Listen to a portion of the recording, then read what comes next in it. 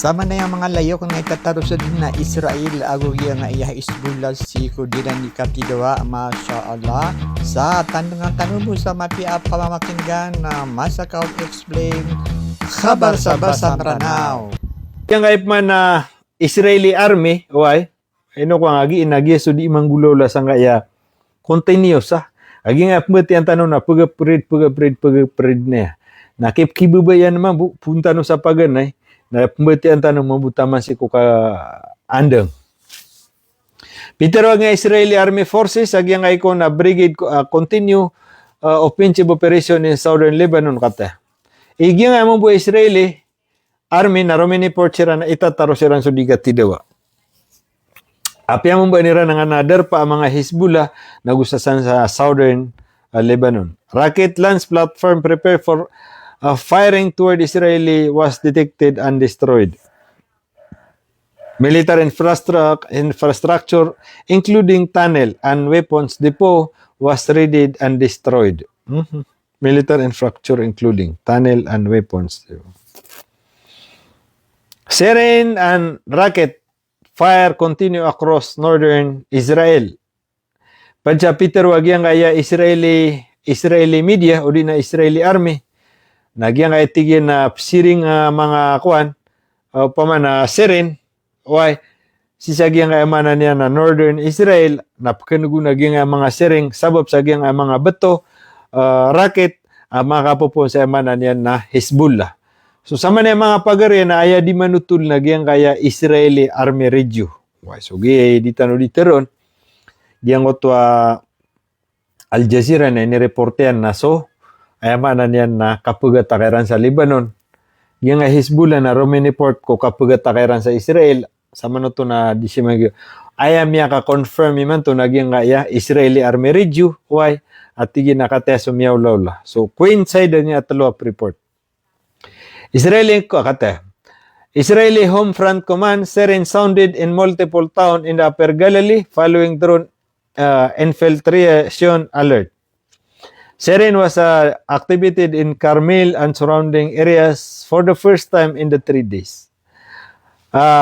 Siren sounded in Kiryat Shmona. So giya pa na Israeli Home Front Command nag-iisip mbagay sa alarming the people.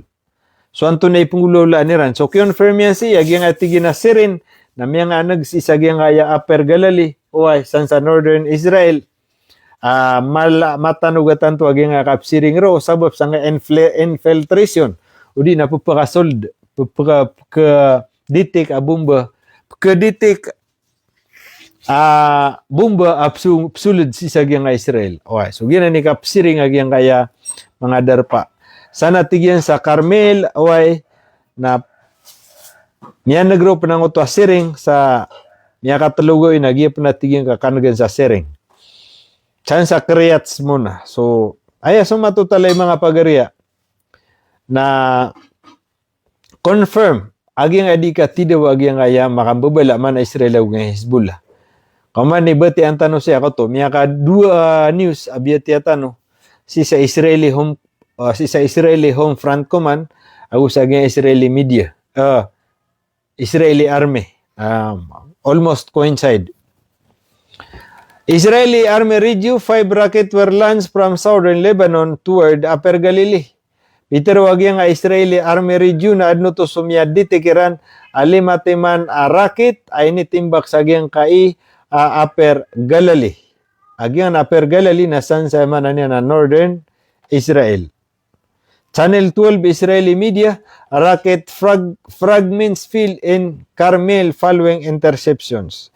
UK Prime Minister Starmer, Strait of Hormuz must remain open without restriction. Regional countries must be involved in any case and agreement. So sama na yung mga pagriya. Kataya Channel 12, confirm yan pa naging amyang makatana. Ang mga bomba, san sa emanan yan na Carmel. Hezbollah expand rocket attack on northern settlements.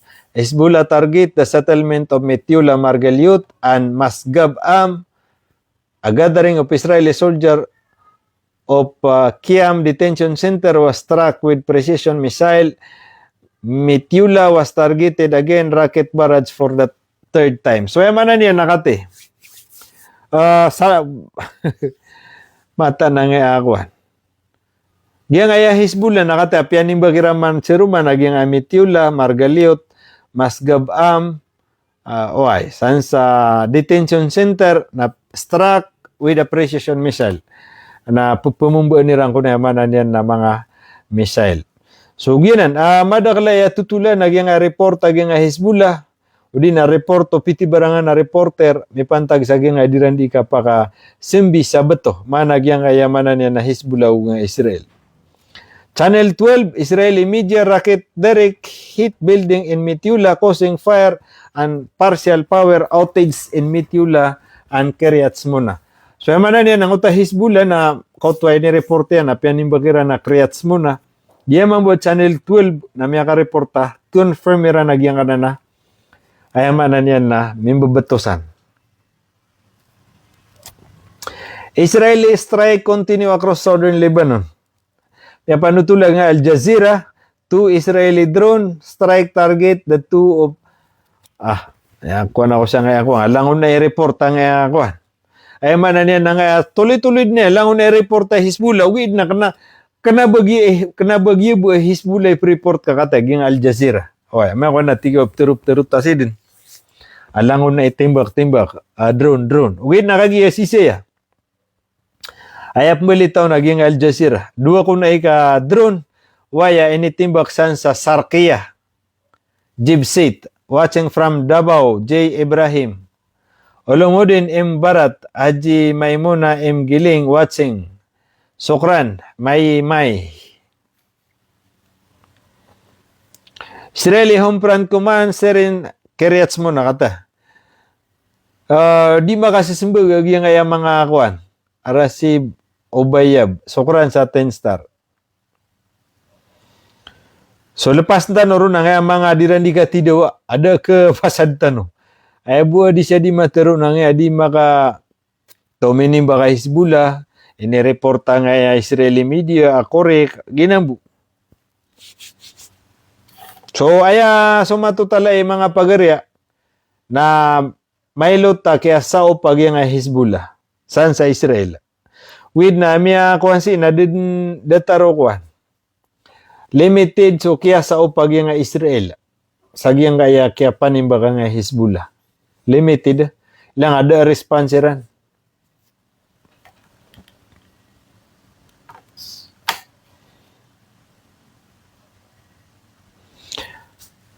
Lebanon warn Europe pressure Israel. Lebanese Foreign Minister, Lebanon is counting on friendly countries to help stop Israeli escalation and uphold Lebanese sovereignty. Yang kaya Lebanon na pakain ng kanya ng mga country, so mga ginawa niya na yamanan niyan na mga upaman na suporta si sagyang keep tergen sagyang kaya ka di ka panimba ka Israel sagyang kaya Lebanon. Europe pressure Israel. Wah.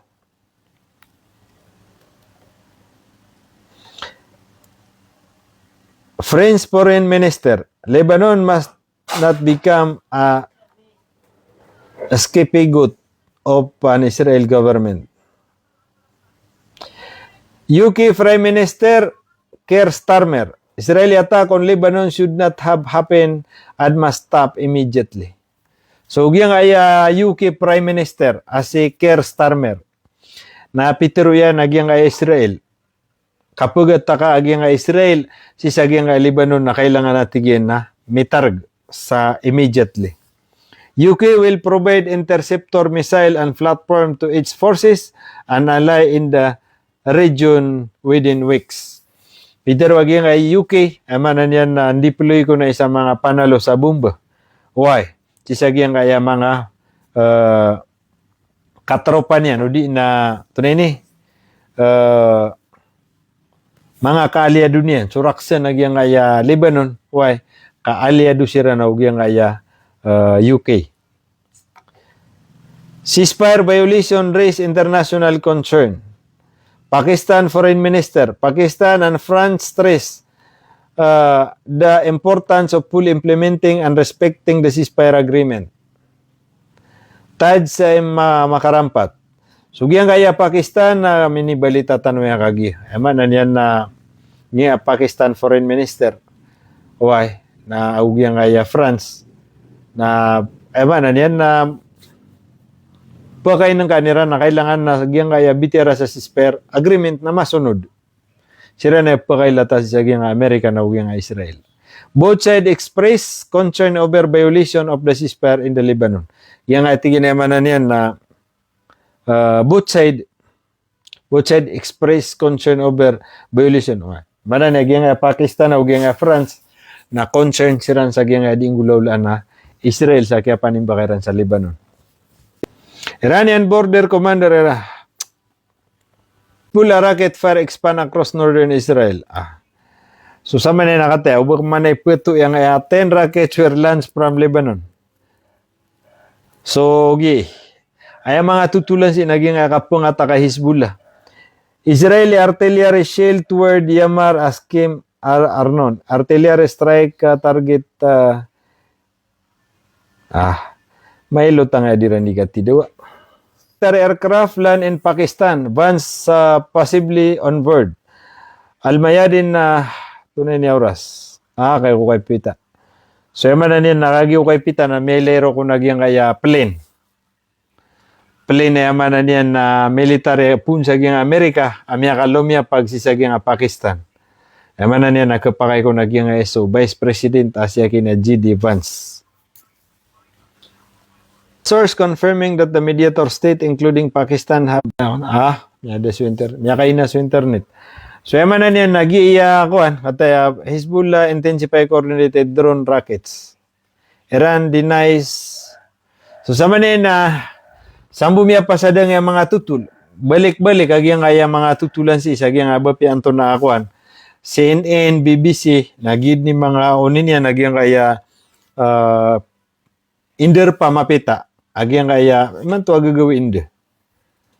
Inder pa agyang kaya ceasefire, why? With na sama na yan, aya kuan si aya malo si pagilay nagyang kaya Peter o agyang kaya Iran ada bitiara o diyon mapadagyang kaya manan yan na Lebanon. Ikadua na Peter o agyang Lebanon adi kami makipitiara taman sa dia mi mailay agyang kaya kita gana Israel siku ka panimbakan sa Lebanon. So kagay agyang aditan di panutul na kaya tido agyang aya Hezbollah agyang aya kwan. Ay man na niya nakiasa o pagyang Hezbollah na iman to nakata i-reporteran. So gina ni piniyon tano o pagkaw maro agyang delegation agyang ayaran antaw akadi. So gid na o kwan so antangan na kanon na kapakaya miug agyang Israeli sisa nga ceasefire. Sa Lebanon, kakata iya aya latest, naging Israel na miyamang ni, katipman. Naging Israel na skanya ni miyamang ni sa ceasefire, halting of attack sisa nga Lebanon. So, gina ni latest, so kapakaya instruction na ni Trump. Why? Sa mga pangunot, siya kanya Israel, sa yaman na niya na sa nga bitiara. Chagi nga ceasefire. So ginan mga pagare, mga khabar tanoy man to, why nayaon tanod mapita anto na mga bagwa khabar sa Basamranaw mi pantag si sagyang nga ceasefire abitiara si sagyang Pakistan. Belasan kan wallah why sorry so dapat makabugay sa star na nanayaw na kaskan